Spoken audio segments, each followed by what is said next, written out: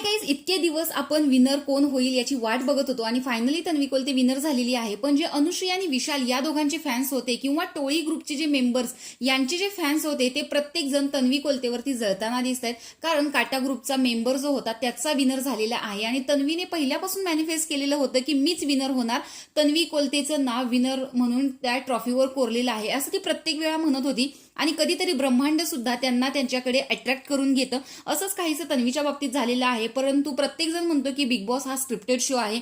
तन्वीला पहिलंच त्यांनी विनर घोषित केलेलं होतं, मग हा शो तरी कशाला ठेवायचा. काही असो, पण तन्वीने ही ट्रॉफी जिंकल्यामुळे प्रत्येकजण जल्लोषाचा काही उत्साह थोड्या ना थोड्या प्रमाणे साजरा करताना दिसतोय. आणि मला खूप आनंद झालेला होता कारण ती पहिल्यापासून खूप चांगले टास्क खेळताना दिसलेली होती, खूप स्ट्रॉंग प्लेअर दिसत होती आणि तशीच ती शेवटपर्यंत स्वतःमध्ये जसे भाऊ सांगतील तसे बदल करत गेलेली होती. ट्रॉफी घरात आल्यानंतर तन्वीच्या घरामध्ये मस्त असं तिचं हळदी कुंकू लावून आरती करून तिचं स्वागत केलेलं आहे. त्यामुळे तन्वी कोलतेचं घरामध्ये पुन्हा एकदा ट्रॉफी सहित स्वागत झालेलं आहे. जे तिला हवं होतं ते तिनं अचिव्हमेंट केलेलं आहे. त्यामुळे मस्त असा 15 लाखाचा धनादेश आणि ट्रॉफी तुनवालकडून मोठंच तन्वीने अचिव्हमेंट केली.